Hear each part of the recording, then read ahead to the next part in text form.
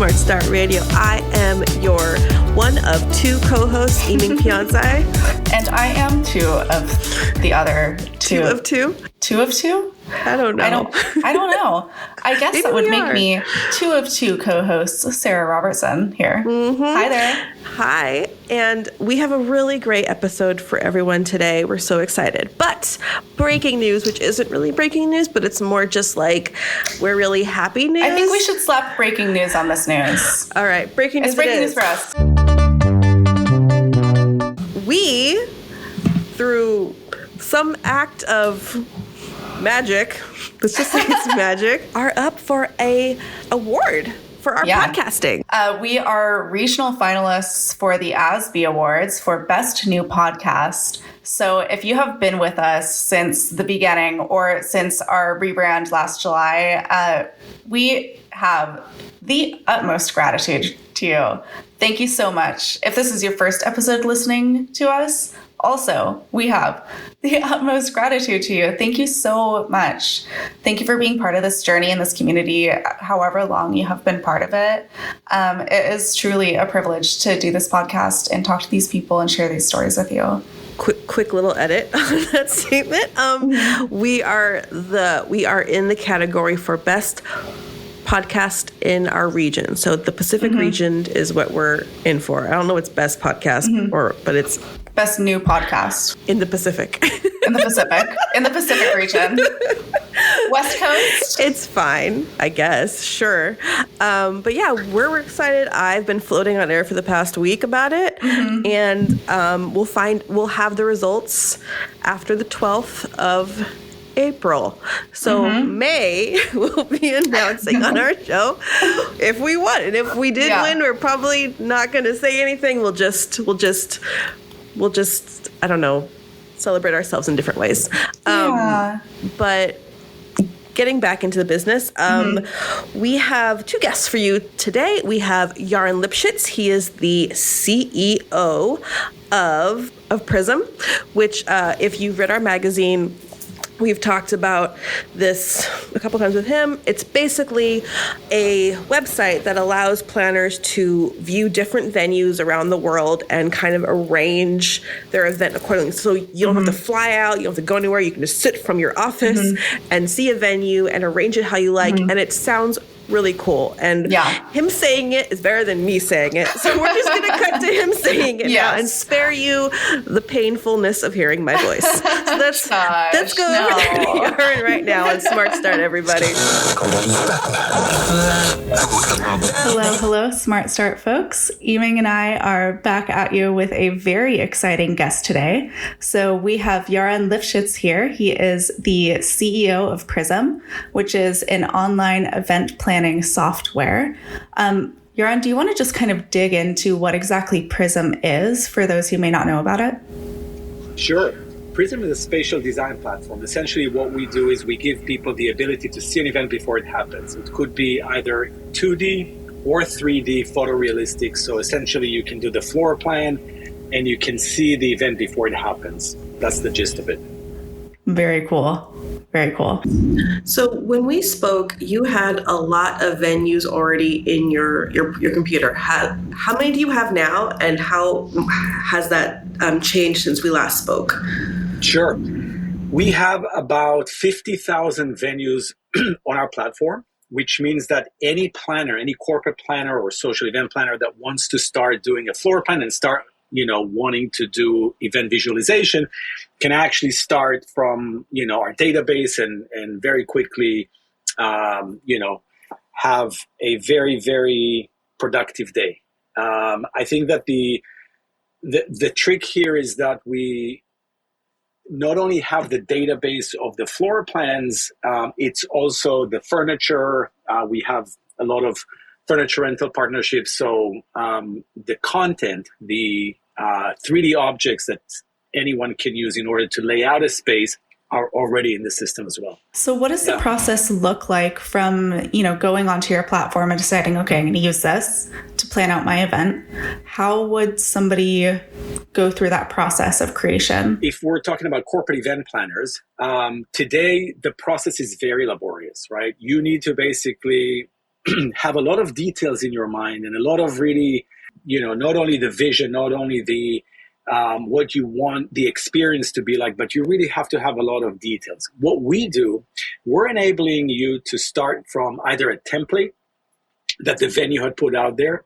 Excuse me. So, for example, if you want to start from a corporate event kind of template that looks like, a cocktail party, or from a seated event, all those things are in the system, so you can actually get started very, very quickly. So instead of commissioning a production company that does CAD for you, it's an offline process that costs a lot of money, very laborious. We essentially give that to you, tip of your fingers, and you can start and get things done in minutes. Obviously, as you get more and more into the planning process, you're going to come up with additional details and additional things that would match your vision for the event. And then at that point, those would also they would be able to get captured in our platform in real time. The other thing that's really important in our platform, and that's really from day one, because it's cloud-based, because, anyone can use it really, it's so simple to use, it's collaborative, meaning if I'm the planner, but I have a lot of vendors that are associated with my event. For example, I have the florist, I have the caterer, I have the designer. I can invite all of them to my event, and we can collaborate and do things together. Right. So in that respect, I know we do a lot of stuff on how planners can use things to help them, realize their vision better. So for what you guys do, you guys kind of, one thing we're working with you is that it takes out the whole aspect of I have to book a flight, plan a flight, get a hotel, all those things. So can you speak on how working with you guys could utilize that to save money, but also be kind of, save the earth a little bit more? Absolutely. So in a traditional world, what we're doing today, or what people did before Prism, it's exactly what you said, Eming. It's basically, I need to source a venue. I'm in San Francisco, for example, and now I want to do an event in New York. I have to get on a flight. I have to really just book a week of my life for that purpose, because it's a day to get there and it's a day to get back. And then I have to book hotels. I have to book meetings with people that also have to travel. So needless to say, this is not a sustainable process. Not only it's not sustainable, it costs a lot of money. But the worst thing, and I think that, there's nothing wrong with having in-person meetings. Obviously, we're in the event business, so we all like that. However, there are some things that can be done better when they're online. And what I mean by that is, sure, if I go to the venue and I spend a few hours at the venue, sure, it's great. I'm going to be able to get a good sense of the venue and so forth. But there's an opportunity cost to that. The opportunity cost is a week of my life, right? And I can be doing, and this is exactly what our vision is, I could be doing a lot more with my time that is not being on a flight, that is not being inside a taxi in New York City. All those things, don't have to happen. And so prior to 2020, right, if it was 2019, every important customer meeting, I had to get on a plane and meet someone in person. Today, it's completely acceptable to have that like that, right, to have that virtually. And so I think that what we're doing is, we're not saying that in-person is not great, but we're saying there's a cost to it. And the cost is both in terms of CO2, and it's also in terms of what you could be doing with your time. Now, the other significant advantage that we have with our platform is, when I am in that venue in New York, that venue is probably going to be empty. I'm not going to be able to see the venue the way I envision it, the way my idea for the, inspiration for the event is. And so I'm going to be seeing an empty, space that is absolutely not laid out for my event. Even if it's laid out in a specific way, it could have been the case that there was a wedding there the day before and I'm doing a corporate event. That doesn't mean anything to me. And so the fact that we're able to dynamically change how the space looks, and we do that in seconds, right? The fact that we can dynamically change how the space looks actually is a huge advantage. And I don't need to be at the space for that. In fact, being at the space is actually counterproductive, because I can see with Prism today, I can see tens of thousands of venues laid out very differently within seconds or minutes. So I can see that same venue that I'm going to see. I can see it as a seated 200 people event. I can see it as a cocktail party. And I can do that within a click of a button. That's something that I cannot do. I cannot just ask the salesperson at the venue, hey, can you just very quickly set that up so that I can see how that 200 cocktail thing looks like? No, that's not going to happen, right? I can do it from Prism. Yeah, that's really, really interesting. And especially the fact that like, these are all real venues, you know, so like all of these spaces are replicated online, and you can create that kind of, I mean, this is sort of more on like the tech side, but how does that work? How does this like model of designing and like making that vision, like you can literally see it on your screen, how the space looks? How does that work? We actually have a few steps for that to happen. If I can just go back to the end result, the end result is, think about an envelope that we have. That's like a photorealistic model of that venue in 3D. And in that model, I can put whatever I want. I can put tables, chairs, furniture rental. I can lay it out any way I want. Now, what we're doing with our new platform and some of the new AI tools that we're bringing to the market is within a prompt, within seconds, I can say, hey, I would like this to have a Christmas theme, or I would like this to be a winter wonderland, or I would like this to be Halloween. Within a prompt, that space can come to life and can be designed any way you want. And so if you think about the space itself and the envelope, that's just like a container, right? That's just like what hosts this. But then the important part, and this is really the whole thing that we're bringing to the planner community, be it at the corporate side, be it at the social events, and be it at the venue side. Many times the venue is actually the entity that does it for the host.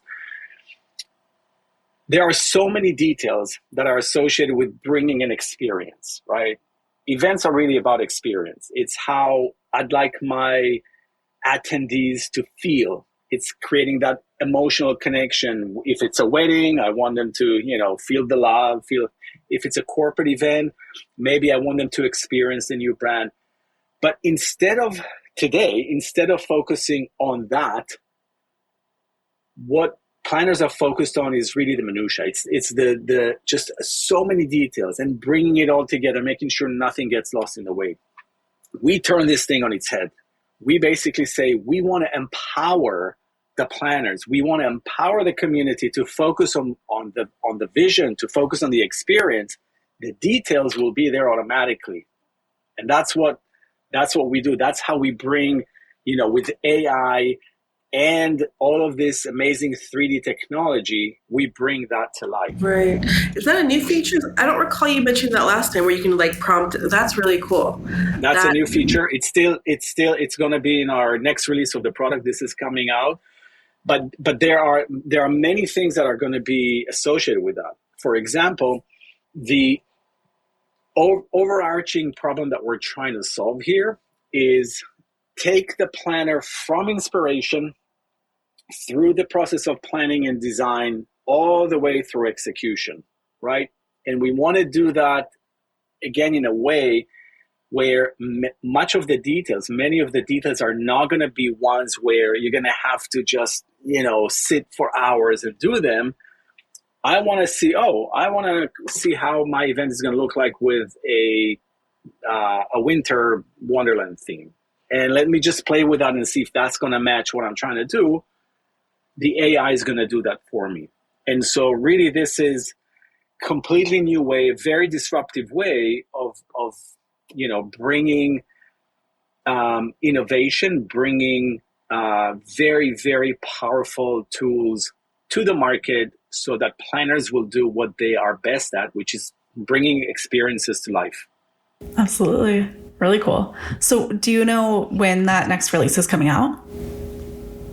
It's in a few months. We're going to come out to the market. Yeah, it's in a few months. Okay. But it's really cool. The beta is Very already exciting. there. It's working.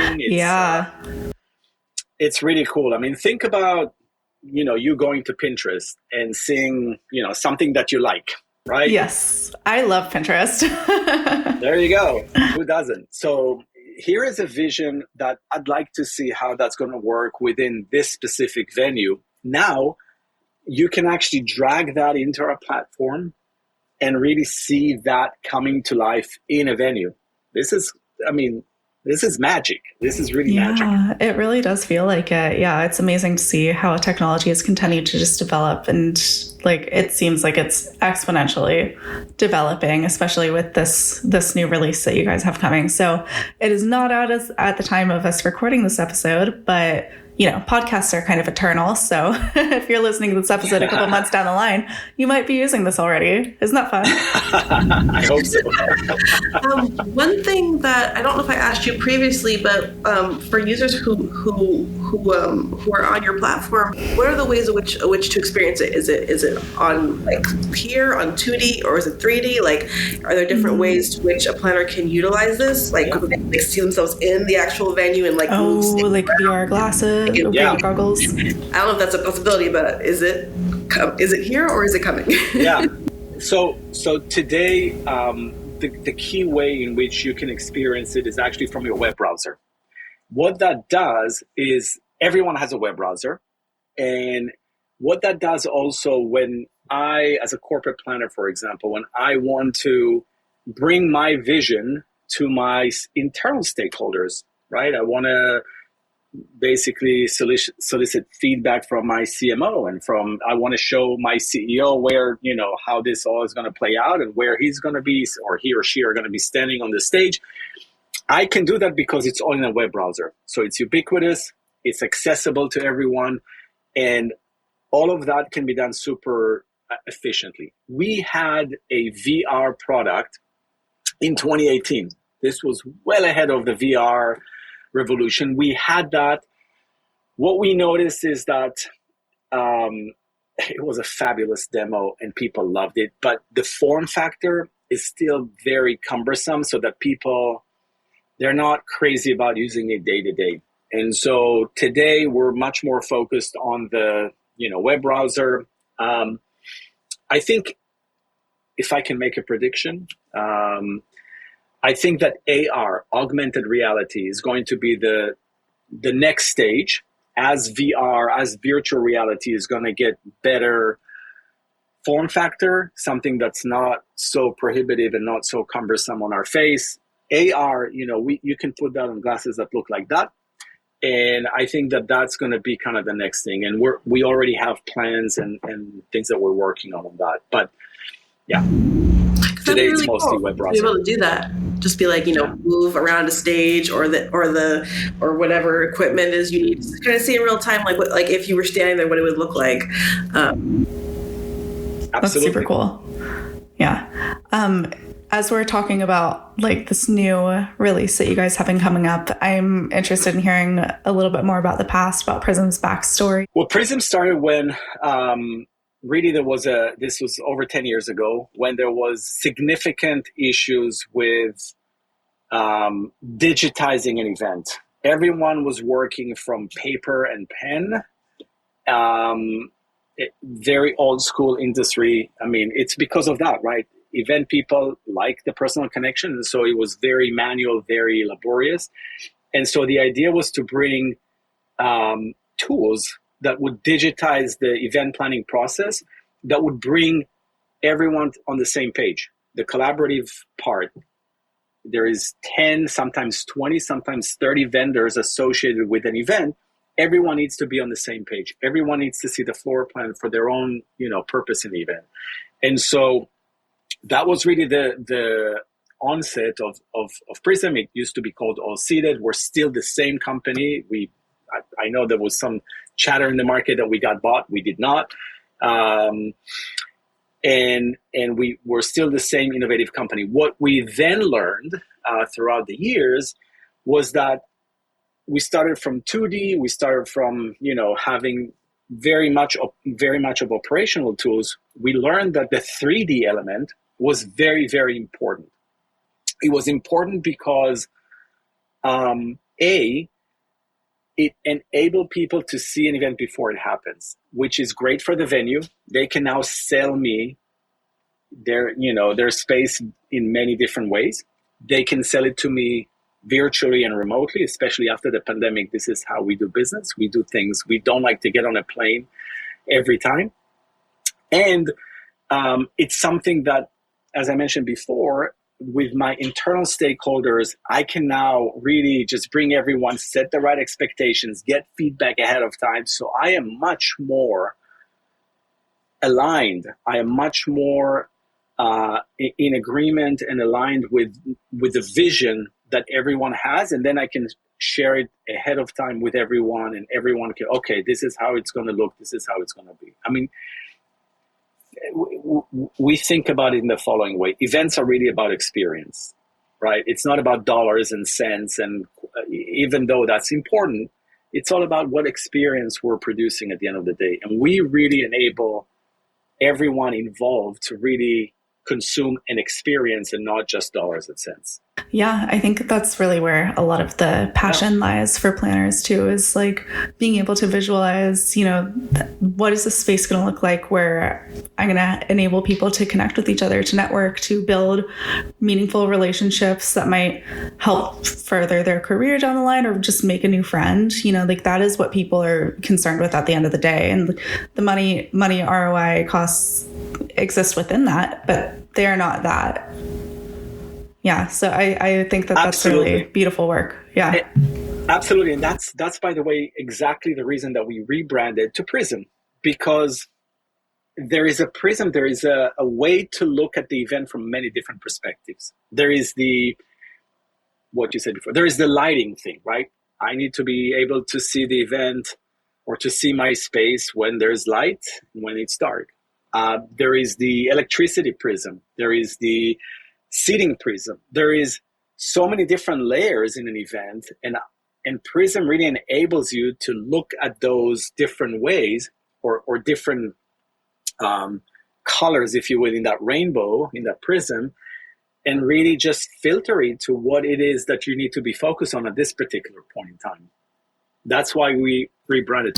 Out of curiosity, because I know since the pandemic, we've had a shift of younger folks in the industry. So I'm wondering if you've seen a spike in like the younger, because we know younger folks like, tech, they evolve quickly with that. They have a better grasp of it because they are always on the hottest, like what's new train. So have you seen have you seen that in terms of the people who are, being like, hey, we want to work with you because we don't want to spend X amount of money on travel and hotel and food and whatnot? Absolutely.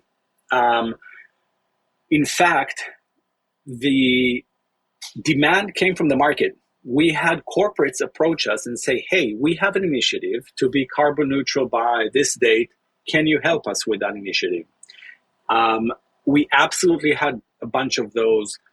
We see younger people that are very much into sustainability, that are using our tools, using our platform to, do things remotely, either on the planner side and on the venue side. Venues, for example, especially if you're catering to corporates that are booking things remotely, you now have a much better advantage to get that piece of business if I can show you, right? If I can show you the corporate person, hey, this is how it's going to look.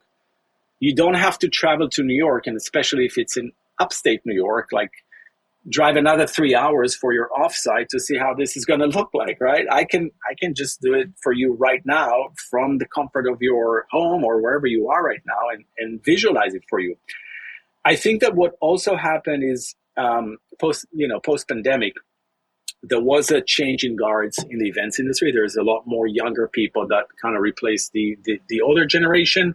They're much more tech focused. and they're much more amenable to adopting those new technologies. I mean, 10 years ago, I was walking around and people really just showed me a ruler with circles, and that was the tables, that the round tables that they were drawing on a piece of paper. I mean, we're laughing at it now, but this was the reality 10 years ago. I think today this has changed, and in a good way. I think that the industry is really embracing, because of the younger generation, because of the techie generation, really embracing better tools that again help them to leverage themselves, help them to save time, and eventually focus on what really matters, right? What matters for their company and what matters for their own personal success at the company that they work for.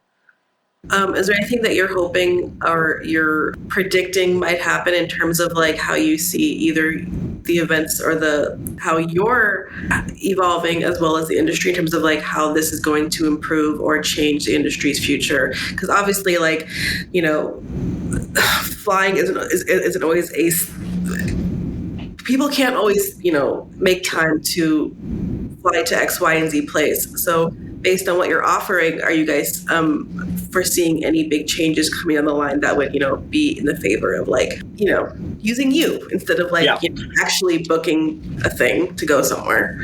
Yeah. So let's talk about the economics for a second. If I'm a corporate planner and I need to set up an event, I'm going to commission, let's say, a CAD. That's going to be $20,000 to $40,000 for that event, right? And it's not in real time. I have to hire a professional agency to do that. And every change, it's an iterative process. Very costly and very inefficient and not collaborative. Then travel before an event. If a team of 3 people, they go anywhere, you're looking at, 20 grand, with flights and this and that. It's 20 grand to do site inspections, for example, right? For a week. Think about $50,000 that I can tell you, not only you're going to be saving that amount of money, but you're going to be able to have a week back so that you can work on everything that really matters to you. Work on inspiration, work on design, work on the experience itself. That is really the power of Prism. We democratize the use of 3D, and we're now democratizing the use of AI so that the cost, on average, the cost per event is literally a fraction of what it used to cost you to do the prep work, to do the sourcing, to do the visualization of the event. So working with Prism saves significant amount of money, which is where, we start. The discussion is, look, you can save, if you're doing 20 events, it's like $1 million that you can save. $1 million. That's a lot of money. And it's, 20 events. It's a lot of money. Then think about the time that you get back, productivity.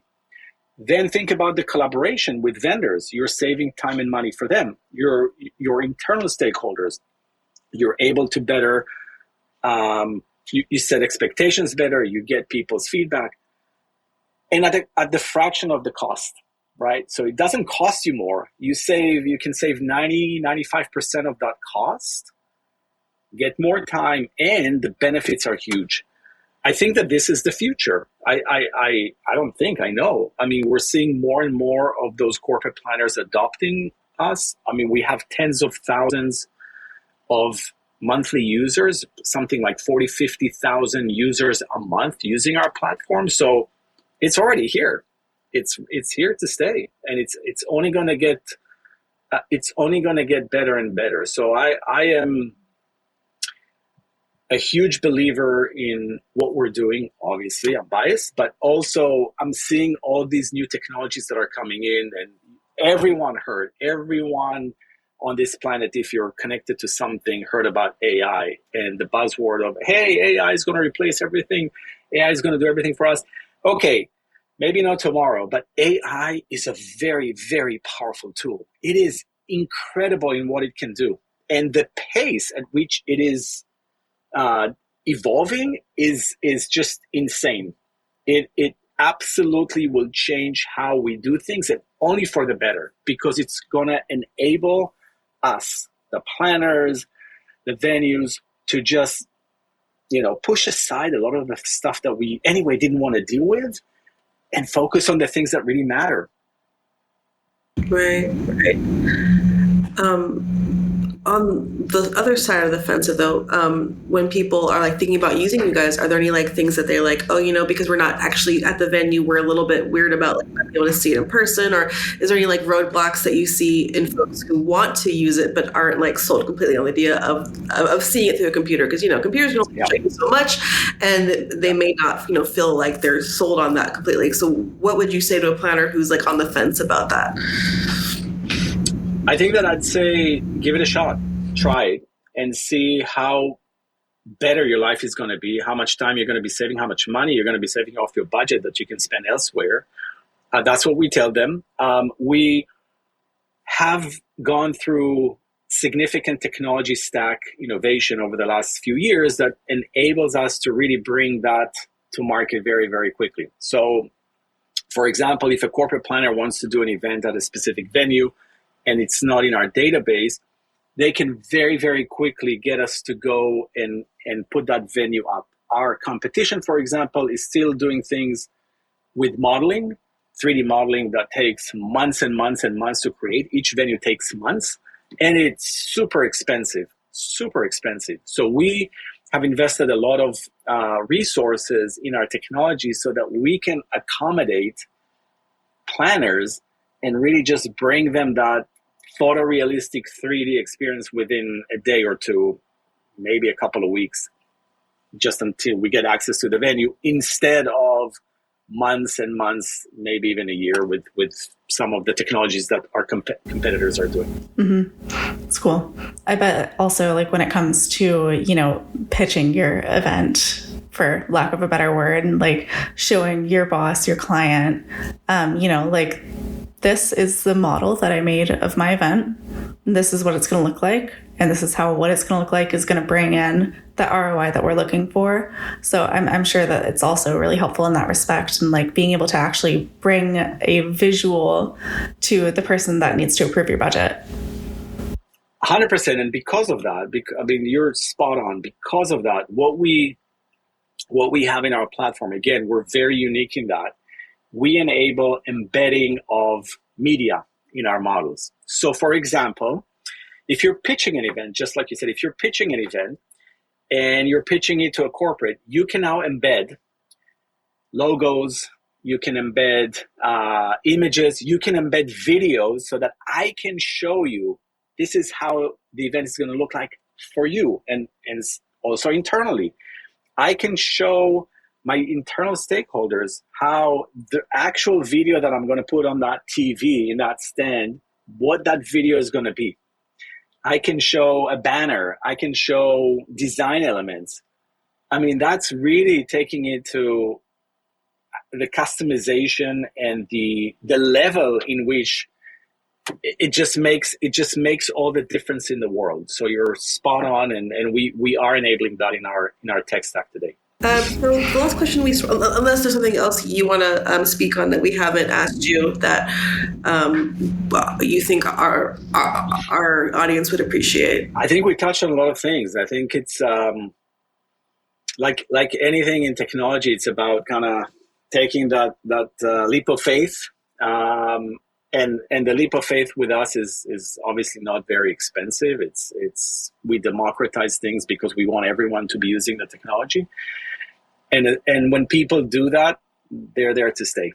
We basically have them and they love it and this is their go-to platform. So we typically ask our guests at the end of each show a question that basically says, what's something that has helped you become, the best you can be right now? So essentially, what is your go-to tool in your toolbox? Does it have to be a technology tool, or it could be any kind of tool that you think? Doesn't even need to be like a tool that we think of, just like a hot tip kind of dealio. That has helped you kind of like be your best. Mm-hmm. In this industry? Yeah, that's a great question. I think it's developing and it's really developing, and it's always about developing the ability to listen, developing the ability to listen to everyone, whether it's obviously customers, the market, investors, people that work, colleagues, listen to competitors, what they're doing. Just listen to everything. You don't have to agree with them, but really being a good listener. And, you know, everyone's going to admit sometimes it's hard because you have your ways said and you think, yeah, I mean, I know how it's going to be, but really just being open and coming with humility and really listening to people, I think is really the secret in developing.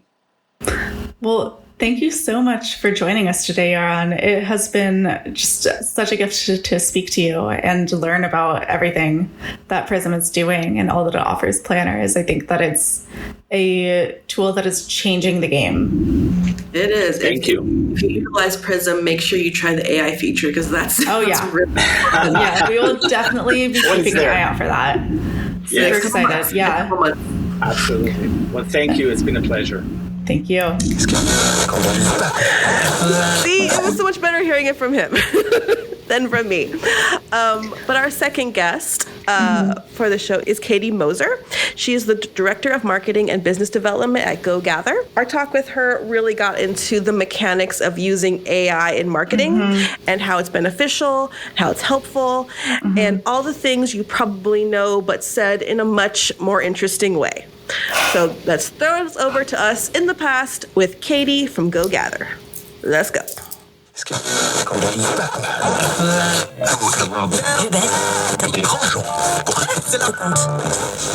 Hello, everybody. Welcome back to Smart Start Radio.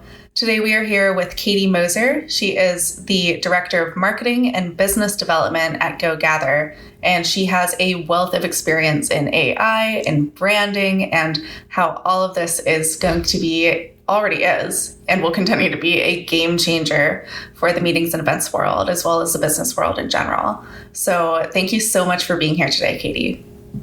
Awesome. Thank you both for having me. I'm excited to chat a little bit and hopefully have some good insights. Awesome. So to start off, why don't you tell us just a little bit about your background? How have you built your career in content creation and branding? And when you work with clients on branding, what do you find people are tending to ask for? Yeah, absolutely. So I have been in marketing now for almost 10 years. Started off on the client side. So worked for a pretty medium-sized corporation, managing brand and product marketing. But I did do a lot of event stuff as well. So kind of got my initial introduction into events through there. And then I transitioned to the agency side a couple of years ago. And I've been working with GoGather in a marketing capacity, but also working with our clients to kind of understand their needs for events, help them figure out, best ways to implement communications and branding and all those pieces into their events. So it's been really fun to kind of explore all of that, do, research, reading Smart Meetings and all of the things that you produce to just try to understand how we can help our clients, create better events. So on the branding side, we spent a lot of time looking at on-site branding, also at, digital branding, all of those pieces that kind of come together. I think the biggest thing for a lot of our clients right now is just finding fresh new ways to incorporate branding. The most mature companies we work with are finding ways to differentiate their events, make them more industry events and really tie branding into that. I think it's a great way for them to differentiate, besides just the content that they're producing at the event. So they're, investing a lot of time in branding and bringing in all of those pieces, into registration, into the materials that they're sending out before the event, bringing that feel into the event, into every space that people interact with, and really trying to take that up a next level. So we spend a lot of time helping them understand the positioning for their event beyond just, picking a theme and like kind of running with that. It's really, how does this tie into everything that you're trying to communicate at the event, and almost building like a brand guide for them. So we do spend a lot of time with certain clients who are trying to take their events kind of to that next level and incorporate a lot of that branding on site. So yeah, and that's so important. I mean, to have authentic branding and, something that, when you're an attendee and you walk into the space, do you have a sense of place? That rhymed. I didn't mean to rhyme there, but yeah. You're a writer. It's okay. Yeah, that's true. Perfect. Yeah, it's so true. I mean, especially when we're doing events where, maybe there's other events being hosted in the same space too. I think that's really where branding can come in and help attendees feel like they're really a part of this specific event, even if there are other rooms being used by a different organization that's hosting an event. That can sometimes be a really big area where we need to go, heavy into branding and make sure that that space is defined. So people are like, first of all, they know where to go, right? Yeah. And then they also feel like when they come into the space, they're not just like sharing this event space with somebody else, that they're like really in it. So I think that's totally a big part of it. Definitely. So how does AI fit into all of this? Like, we've been writing about it, reading about it, trying to understand it as a tool. And from where you are, you use it as that. Like, you're using it as a tool to either convey messages or express things or show people things. So obviously that's not like the best way to describe it. So can you, in your own words, kind of talk about how you are using AI in that process? Yeah. I mean, we use AI in a lot of different ways. Within like our own marketing, we use it a lot. I mean, it's a great tool to help support content marketing. And we even use it for, developing videos and kind of accelerating a lot of what we're doing. Since we're a small team, we kind of have to be very agile, and it helps us really make sure that we're producing the level of content and the amount of content that we want to be. But I think on the event side, there's so many interesting applications. I think a lot of it has been talked about for, content creation and, even like building agendas and helping come up with theme ideas and those types of things. I think that's kind of the first place that you might go to for AI within the event realm. But I think there's so many other tools that are coming into the market that can be used, which is really cool. I mean, you can leverage it for creating your PowerPoints, right, that you share on site. Or, I think the video production piece is really cool, being able to take, if you're recording video on site, or if you're even doing like a podcast on site, and being able to use those tools to quickly make social media pieces, right? I don't know if you guys have ever done that. I'm sure you have. You take like snippets, and the tools can just create auto snippets for you and put captions on them. And I mean, it really accelerates like all of the things that you can do in terms of, which usually I think historically have been like a very heavy lift, right? A lot of companies don't have resources to be able to come in and like create a bunch of videos for them to, promote their event after the event or before the event, and I think that's a really awesome area to be able to leverage for content production.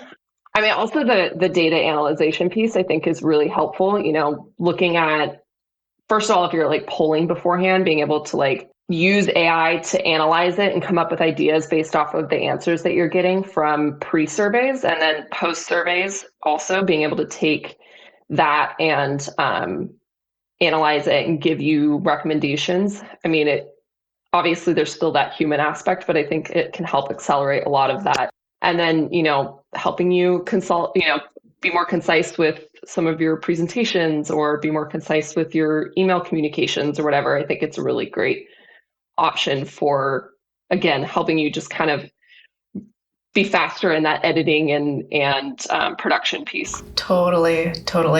So I want to break it down even further. If we could talk about some of the specific things that people are using AI for, like analyzing data from a poll, or using it to, build little video clips and things, and so on and so forth. These are different types of AI, right? Like, we're talking about large language models, we're talking about like transcription models and so on and so forth.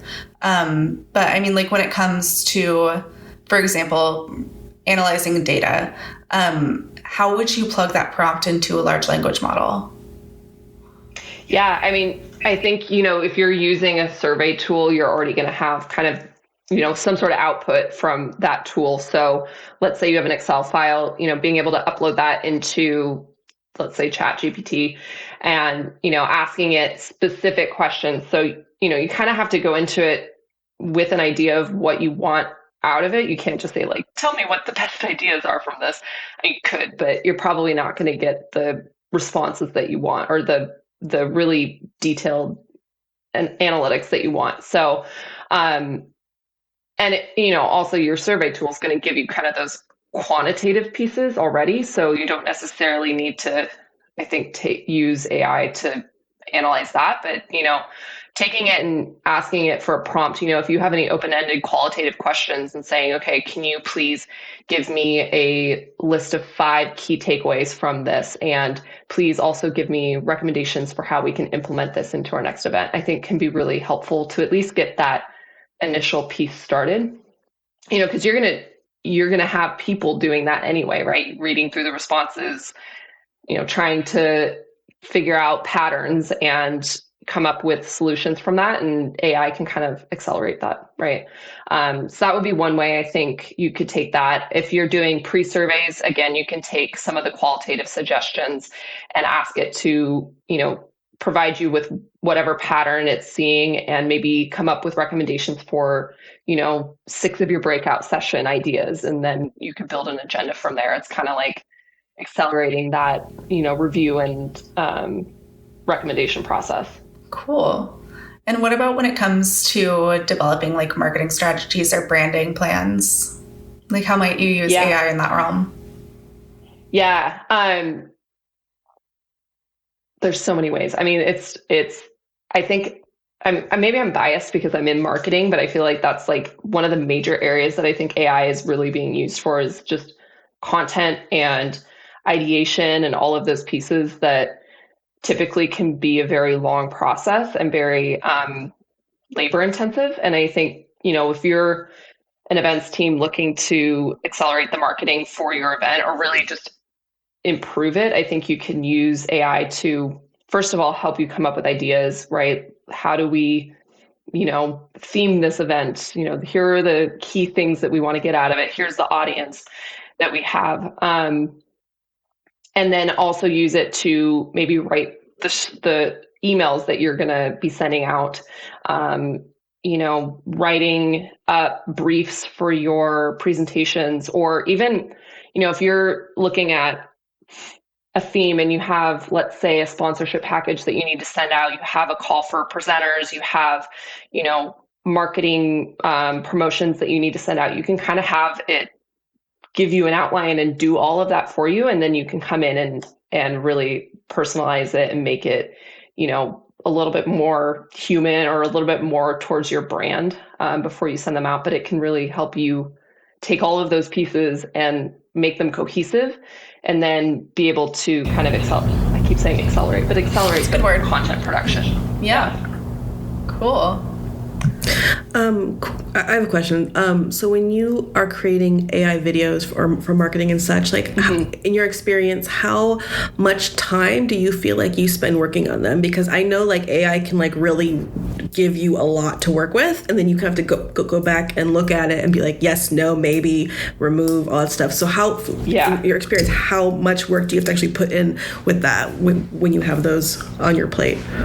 Yeah, I think there's a bit of, making sure that you're giving it the right content. You can't just like throw in whatever random pieces of video that you've put together. You kind of have to give it a little bit of guardrails, or else it's just going to give you back stuff that I feel like is irrelevant. We use it a lot internally for podcast production. So we'll take, a long form podcast and we'll say, okay, chop it up into whatever kind of pieces, and then going through and making sure that, whatever it picks makes sense. Because the AI might think, oh, this is really relevant. And then you start to look at it and you're like, okay, you picked random pieces. And so I think it's a good starting point to kind of be able to pull those together. And then, we do spend quite a bit of time afterwards, going through and refining it, making sure that, the speaking pieces make sense, that, for a 45-second video, let's say that we're putting out on Instagram or TikTok, that it actually gets a point across. It's actually interesting. It fits into what we're seeing in terms of trends. So to go back to your question, in terms of time, I would say it definitely makes it much faster than if we were doing that manually. Adding captions, cutting the video, even just like making sure that it's the right dimensions for whatever platform we're putting it out on is just so much faster than any traditional video editing software I've ever used. But it still takes time. I think it's certainly not an immediate process. So. Yeah. One thing I find you're bringing up a lot is like checking the work produced by AI. And I think that that's so important. It's like AI is not an end all be all. It is something that can speed up our processes, our production, but we need to check its work. We need to keep the human in the loop, right? So I'd love to dig into that a little bit more. Like, what are the things that people should be looking for once they, create this content with AI or break up their podcast or build a branding plan? I mean, I could give you a laundry list in terms of content. It is, I'm sure you've seen it. You can always tell when somebody just like copied and pasted from an AI produced piece of content, because there are certain grammar structures that it always uses. And it's like my biggest pet peeve.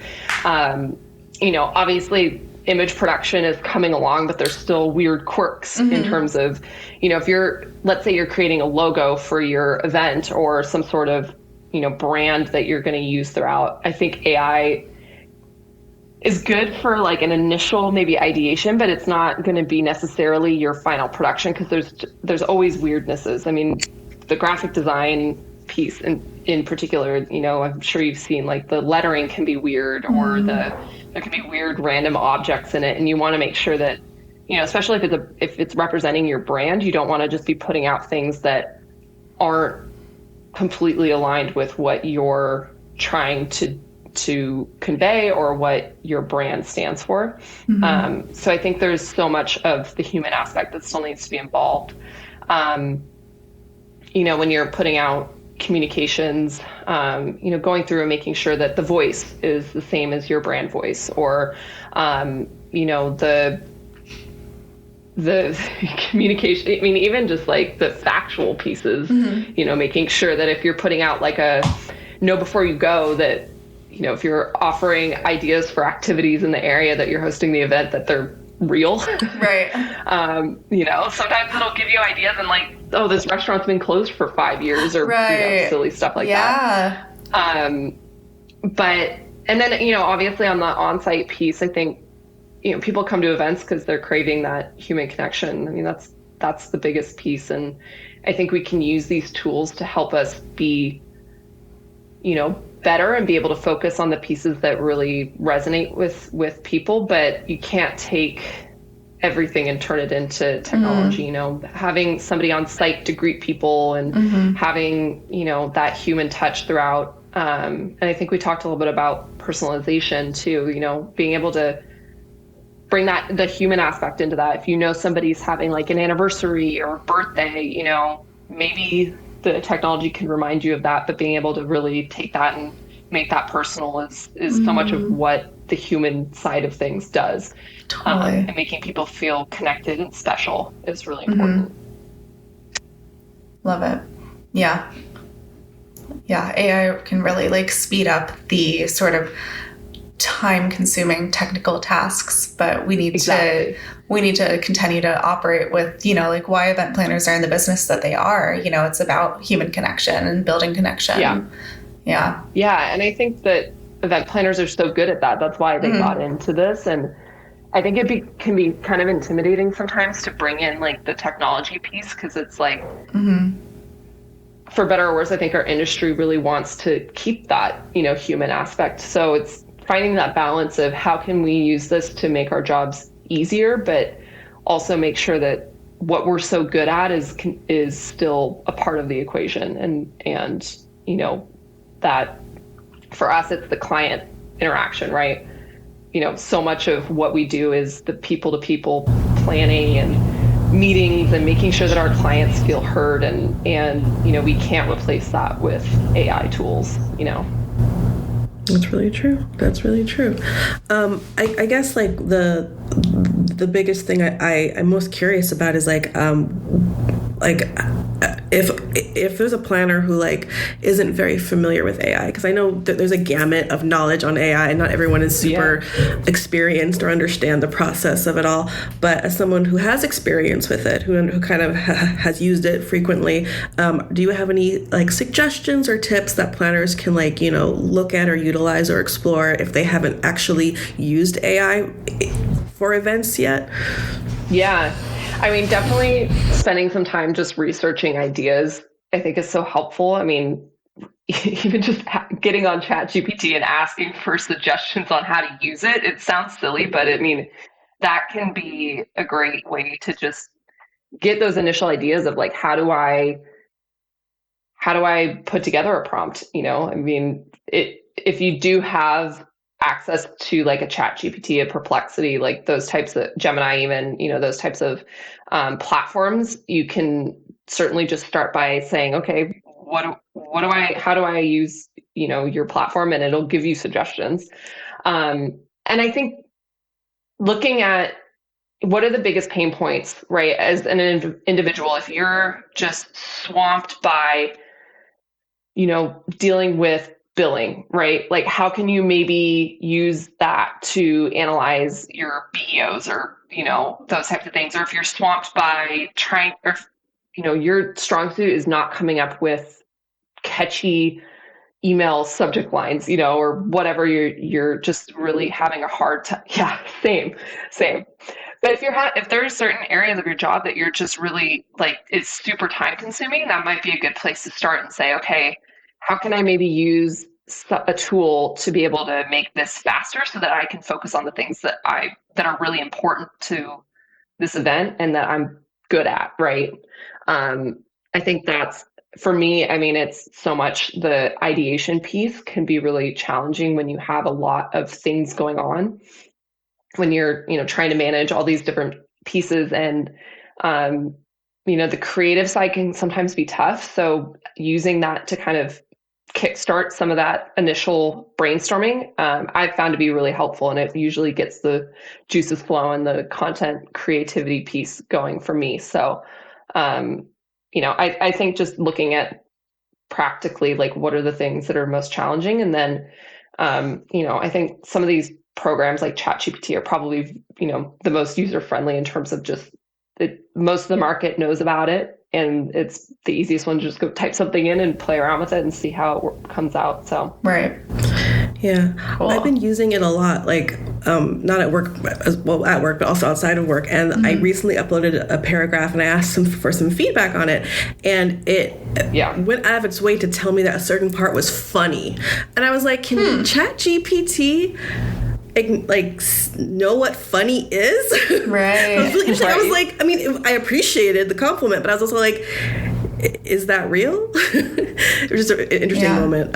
Like working with it, I was like, it like acknowledged like humor, right? in my content. And I was like, interesting. It's wild how much it can pick up on, just cues that you would think only people would be able to pick up on, but the amount of, data that it has, it can kind of pick up on those things. And I mean, even just in the last couple of years, it has progressed so much that, you can be really specific with it. And you're better off if you're specific with it. If you're saying, okay, I have these people coming to my event and it's hosted in this place and we're doing this and, whatever. And you kind of give it all that information. It can give you super specific stuff, which is kind of wild. Yeah, that is one of the things that I have noticed in my AI use is like the more specific I am in my prompt, like the first initial prompt, the better responses I get. And like I'll continue to chat with it and add like further specifications and so on and so forth, and just like narrow it down, get better and better each time.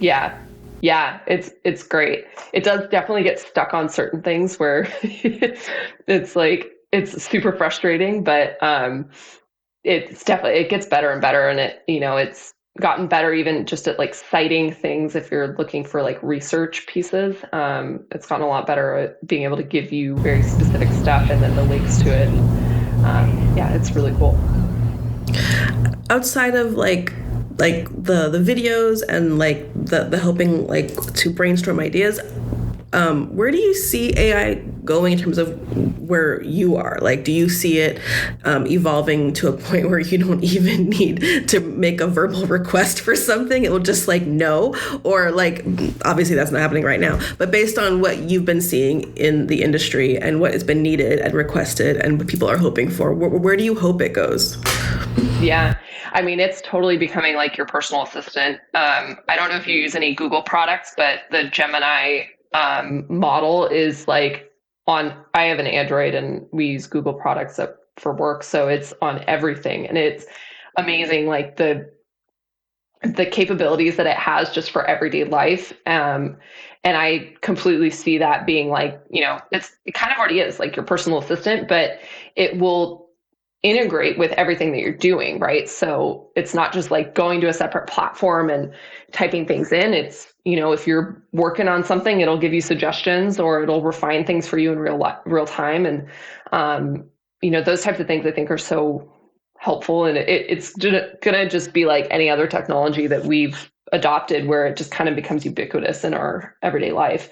So I definitely see that happening. I would say, in the events industry, I mean, I think the adoption is going to continue to increase. And I think once we get to a certain point, I think it'll be just like any other technology we've adopted, right? Registration technology or, site search technology or any of those pieces. It'll just be kind of part of our regular everyday kind of planning, pieces.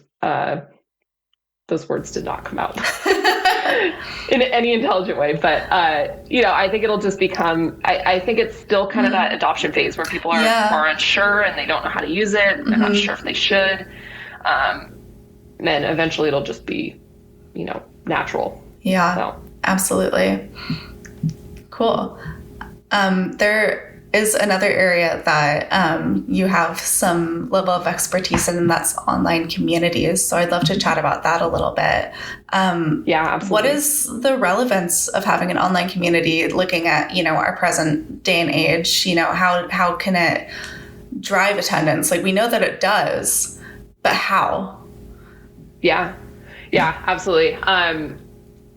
I think this is a really fascinating area.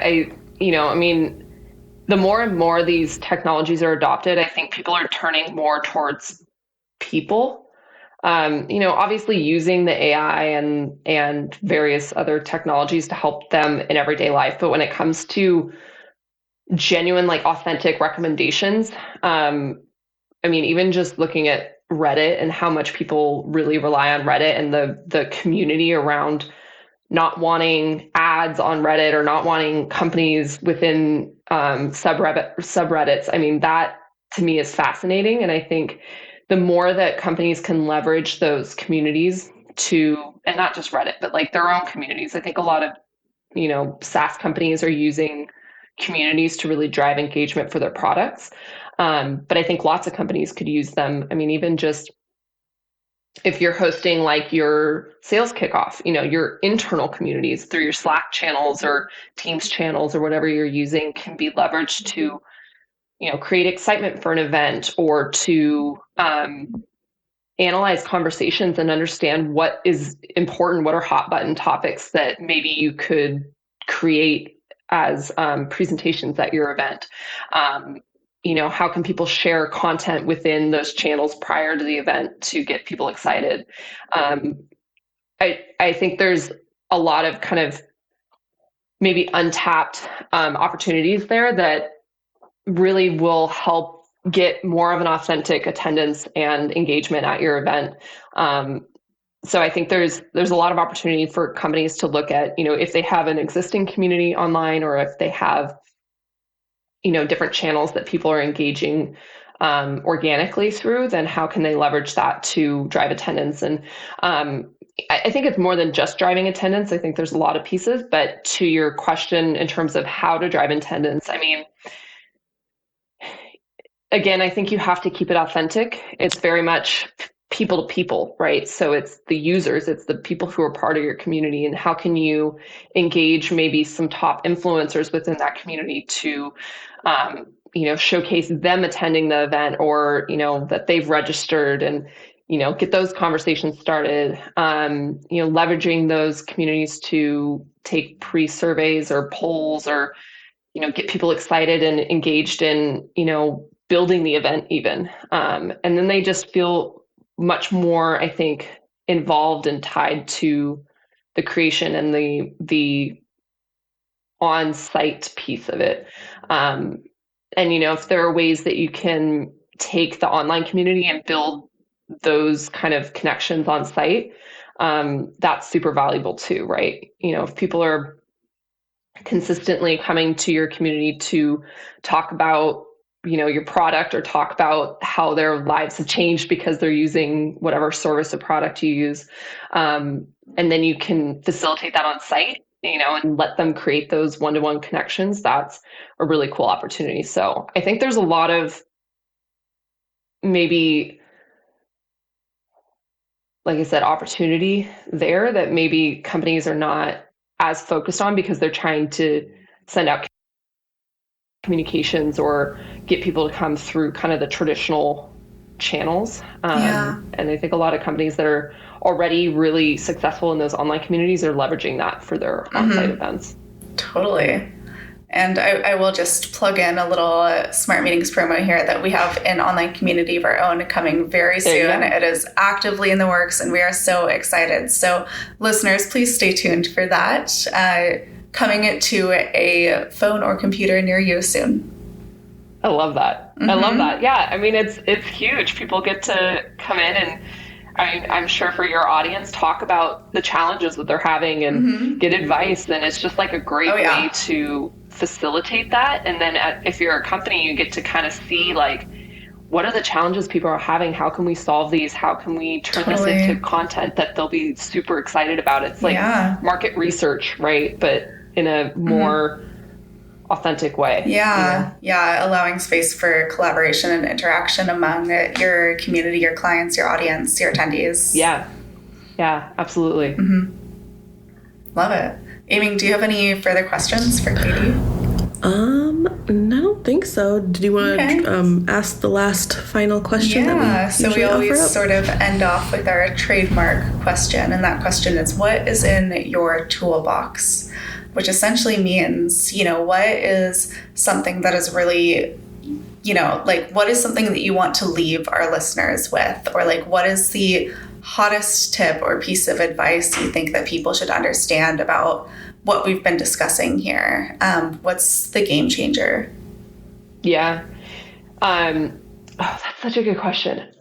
I'm trying to consolidate everything we talked about, but I would say really what you touched on in the kind of the middle of the conversation is that, these AI tools are awesome. They're so helpful for reducing friction within your own work and accelerating the things that you're already doing. But so much of what we do needs to have the human touch, and, engaging those experts in the industry, I think, is so important.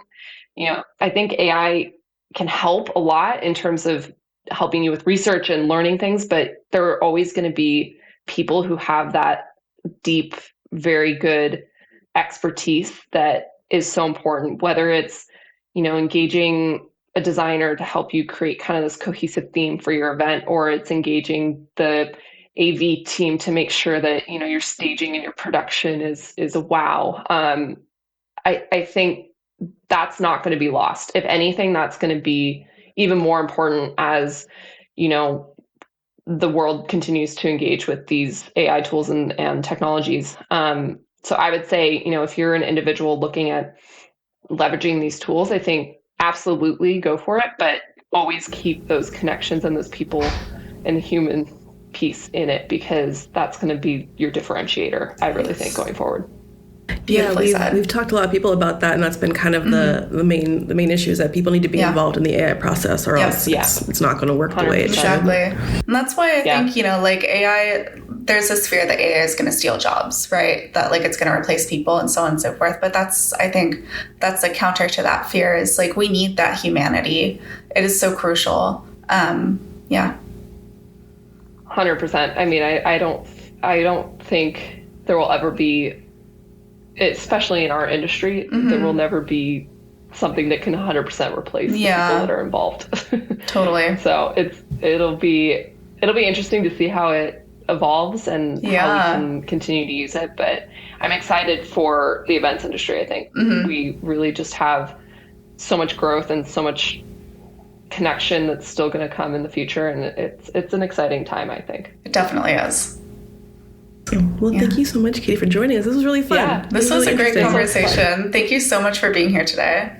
Yeah, I appreciate it. Thank you both, and I'm excited to learn more from you all and continue to hopefully drive the conversation around these different pieces. Amazing. Thank you.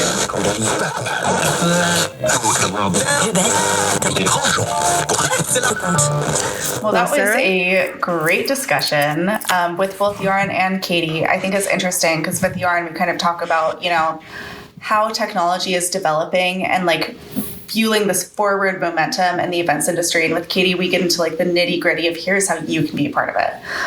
So I think that like these two conversations together, these two professionals have so much to say and so many interesting insights to offer about how technology is progressing and how you as an event professional can leverage it to further your productivity, your ability to do what you do best, and also be more sustainable and work faster and work smarter, not harder, right? Yeah. And we've done some stuff on AI this year, as you probably heard earlier in this year, but I feel like we're getting to see it in different ways. Like, how is it working in the industry outside of just like, what you learn in the classroom? Like, how can you use it in a practical sense in your day-to-day? And this is definitely an episode that gets into that. So we hope you liked and appreciated the information we found for you guys, because we definitely enjoyed it. It was very, very insightful and very helpful. I always learn so much when we do these episodes. Every single time we talk to somebody, I feel like I walk away a little bit smarter. Just a little bit, like a percentage point. I feel slightly more educated than I did about 10 minutes ago. Fun. It's so fun. Yeah, I really do learn something every time. It's so fun. It is. But yeah, we're excited for what's coming next, and we're excited to let you know if we won. And again, if not, we're not. We're just gonna be woo in our own way. But fingers crossed for us. Yes. And once again, just the fact that we've made it to this point of being nominated is such a huge deal. We are so excited. And seriously, it would not be a thing if we didn't have all you wonderful people listening and learning alongside us. So that's what's at the spirit of this podcast. And thank you for being part of this journey. Yes, thank you all for hanging in with us as we kind of worked out our issues and our tech issues and our content.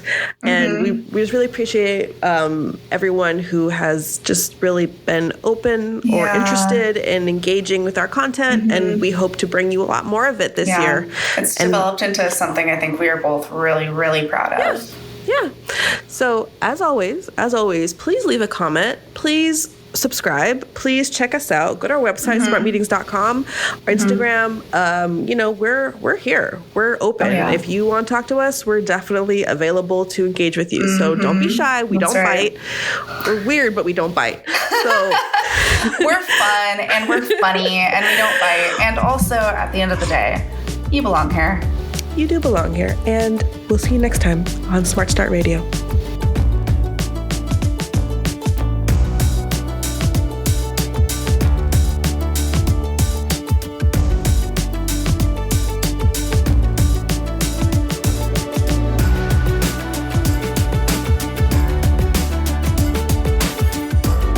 Listening to Smart Start Radio, a Smart Meetings production.